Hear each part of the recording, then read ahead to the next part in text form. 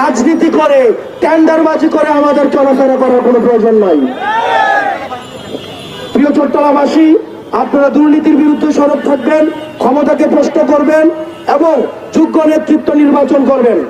আগামী নির্বাচনে গত বছর নির্বাচনে একটা ভোটার দাম কত ছিল? কত ছিল? কত?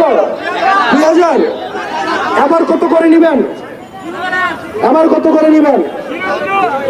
আমাদের দেশের নেতারা রাস্তার টাকা খেয়ে ফেলে, আমাদের দেশের নেতারা টেন্ডারবাজি করে, আমাদের দেশের নেতারা গরিবের সম্পদ লুণ্ঠন করে, আর আমাদের দেশের ভোটাররা ভোট বিক্রি করে দেয়।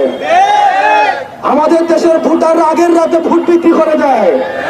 আপনার যোগ্য নেতৃত্ব নির্বাচনের পূর্বে আগে নিজে যোগ্য ভোটার হওয়া উচিত। আমরা কি 1000 টাকা দিয়ে আর ভোটটা বিক্রি করব? আমরা কি টাকার বিনিময়ে ভোটটা বিক্রি করব? আপনারা এখানে যারা শিক্ষার্থী রয়েছেন, আপনার বাবা, আপনার মা, আপনার পরিবারের দায়িত্ব যিনি রয়েছেন, উনি যদি ভোট বিক্রি করতে চায়, ওনাকে আপনারা প্রতিবাদ করুন। ওনাকে বলেন, আপনি আজকে 1000 টাকা দিয়ে ভোটটা বিক্রি করছেন, টাকার কাছে ভোটটা বিক্রি করে দিচ্ছেন, 5 বছর ওই নেতা আপনাকে নির্যাতন করবেন। সেজন্য একজন যোগ্য নেতৃত্ব খোঁজার থেকে একজন যোগ্য ভোটার হওয়া আমাদের প্রথম প্রয়োজন। এজন্য আমাদের সবাইকে সচেতন হতে হবে।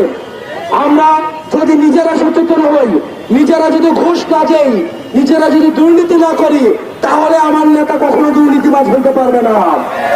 আর আগের রাতে যদি আমি ভোট বিক্রি করে দেই, তাহলে 5 বছর আমার নেতা আমাকে জুলুম করবে, নির্যাতন করবে, আমি মুখ ফুটে কথা বলতে পারবো না। সেজন্য আমাদের নিজেদেরকে আগে সৎ হতে হবে এবং আগামী নির্বাচনে যারা যোগ্য নেতৃত্ব, তাদেরকে আপনারা ভোট দিবেন। যদি দেখেন এনসিপি থেকে কোনো যোগ্য নেতৃত্ব নাই, আপনাদের ভোট দেওয়ার প্রয়োজন নাই। মার্কা থেকে ভোট দেওয়ার প্রয়োজন নাই। যে আপনার সেবা করবে তাকে আপনারা ভোট দিবেন। যার জাতির কাছে কমিটমেন্ট রয়েছে, দেশের কাছে কমিটমেন্ট রয়েছে, আপনারা তাদেরকে ভোট দিবেন। আপনারা ভালো থাকবেন, সুস্থ থাকবেন।